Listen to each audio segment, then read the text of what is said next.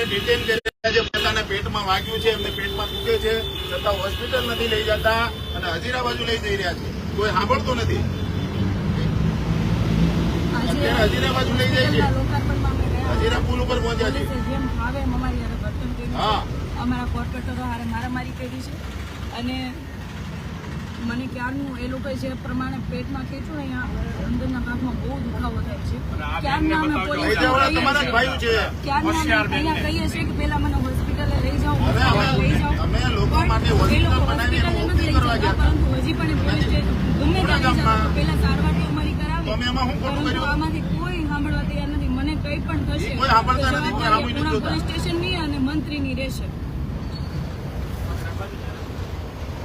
વિપુલભાઈ મિશ્રાભાઈ સુવિધા માટે હોસ્પિટલ બનાવી, એ હોસ્પિટલમાં જે ઓપનિંગ હતું એ ઓપનિંગમાં જયારે અમે ગયા અને ત્યાં જઈને જેવા બહાર ઉભા રહ્યા એટલે તરત જ આ પોલીસે અમે આતંકવાદી હોઈએ એવી રીતે તરત જ અમારી ઉપર હુમલો કરીને અમને તાત્કાલિક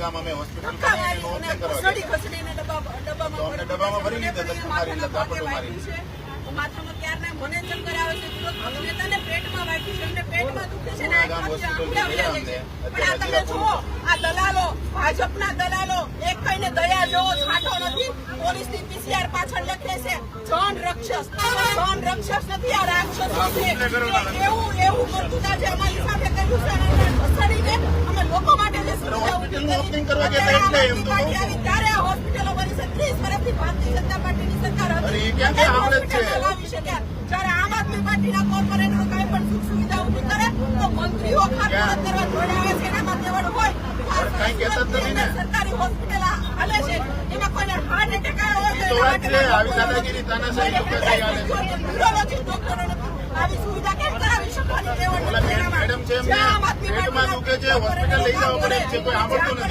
લોકો માટેની સુખ સુવિધા હોય તો ઓપનિંગ કરવા, ખાતમુહૂર્ત કરવા દોડી આવે છે. આજે તકલીફ છે, વિરોધ પક્ષના નેતાને આંખમાંથી આહુડા છે.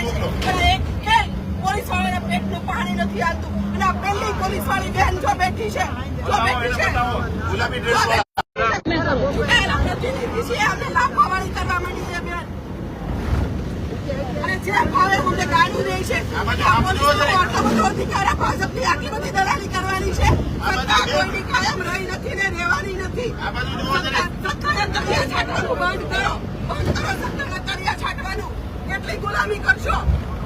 એવું તમે હું ખોટું કર્યું હતું ત્યાં પોલીસે અમને લાફા માર્યા. ચૂંટાયેલા જનપ્રતિનિધિ છે, લાખો લોકો એમને વોટ આપ્યા છે અને તે પ્રતિનિધિ બનાવ્યા છે આ પોલીસના માર ખાવા માટે નહીં. જયારે અમે કામ કરતા હોઈએ ત્યારે ભાજપના નેતાઓ પોલીસને આ દલાલી કરવા આગળ મોકલી દે છે અને અમને મારામારી કરીને અમને જયારે હોય ત્યારે અમારી ધરપકડો કરાવે છે. જો આ પોલીસમાં આટલી બધી તાકાત હોય તો નાકે દારૂ નાટા હાલે છે, કરાવે બંધ. એમ નથી, એ નથી થતું. જયારે આમ આદમી પાર્ટીના કોર્પોરેટર કાંઈ પણ ઓપનિંગ કરતા હોય, કાંઈ પણ ખાતમુહૂર્ત કરતા હોય તો તરત જ દોડી આવે છે અને આતંકવાદી હોય એની જેમ એમની સાથે વર્તન કરે છે. આ પૂરા પોલીસ છે. તમે જો ભાઈ બેન સાકરિયા વિરોધ પક્ષના નેતાને ક્યારનું પેટમાં દુખે છે, પૂરા કામથી અમે નીકળ્યા ત્યારથી અમે કહીએ છીએ કે એમને હોસ્પિટલ લઈ જાઓ, હોસ્પિટલ લઈ જાઓ. આ એક કઈ સાંભળતા નથી. આજે કેમેરાની સામે બધા મોઢા ફેરવીને આમ બેઠા છે, બધા આ મોઢા ફેરવી લીધા છે. નેટ દલાલી કરે છે ભાજપની, નેટ તળિયા ચાટે છે. જો આ મંત્રી અમને કોઈને ટુકડો ફેંક્યો છે તો એક પણ જવાબ દેવા તૈયાર નથી. સવારે આ વિદ્યાર્થીને કોઈ પણ વસ્તુ થશે તો એની જવાબદારી કોણ લેશે? આજે બેનની આંખમાંથી આંગુડા જાય છે, છતાંય કોઈને કોઈ સામું જોવા તૈયાર નથી. આજે આ બેનને કાલે કઈક કોઈ તકલીફ થઈ જશે તો એના જવાબદાર આ લોકો રહેશે.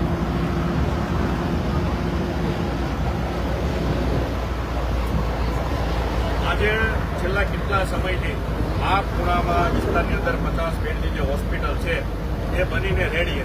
ત્યારે ભાજપના એક કે મંત્રીઓને કે તંત્રીઓ કે સંત્રીઓ જે કાંઈ કહો કે દલાલો કહો કે કાળા કામ કરનારા કે હપ્તા ઉઘરાવનારા આવા ભાજપના જે પણ લુક્કા લોકો છે એમને કોઈને ખબર નહોતી કે અહીંયા હોસ્પિટલ બનીને તૈયાર થઈ ગઈ છે.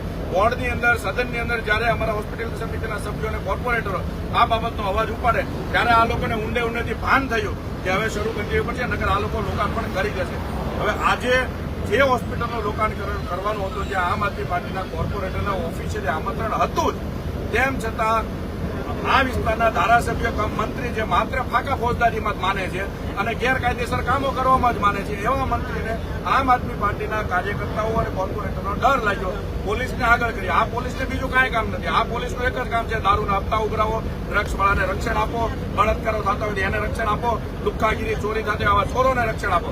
પણ જે જનહિતનું કામ થતું હોય ત્યાં ભાજપના ઈશારે દલાલી કરવા, ચાટુકારિતા કરવા, ટુકડો ફેંકવો એટલે ચાટવા માટે પૂજી જનારા લોકોને આગળ કરી અને અમારી જેવા જે ખરેખર જનહિત માટે લડતા હતા એવા તમામ આમ આદમી પાર્ટીના કોર્પોરેટરો અને કાર્યકર્તાઓની ધરપકડ કરી છે. હાલમાં જે ઘટના બની છે એમાં 2 વ્યક્તિઓને ખરેખર વાગ્યું છે, પેટમાં વાગ્યું છે, પાયલબેનને, રત્નાબેનને માથા પર વાગ્યું છે. તેમ છતાં અહીંયા જે પોલીસ છે એ રાવણ કેમ હસતો હોય એમ હસે છે. એમને એટલી શરમ નથી કે ખરેખર પેલા હોસ્પિટલ લઈ જઈએ એ બધું જ ભૂલીએ અને પોતાને બટકું રેટલો ફેંક્યો એ નીરે એ નીર્યું અને એ ચાટવામાં જ રસ છે.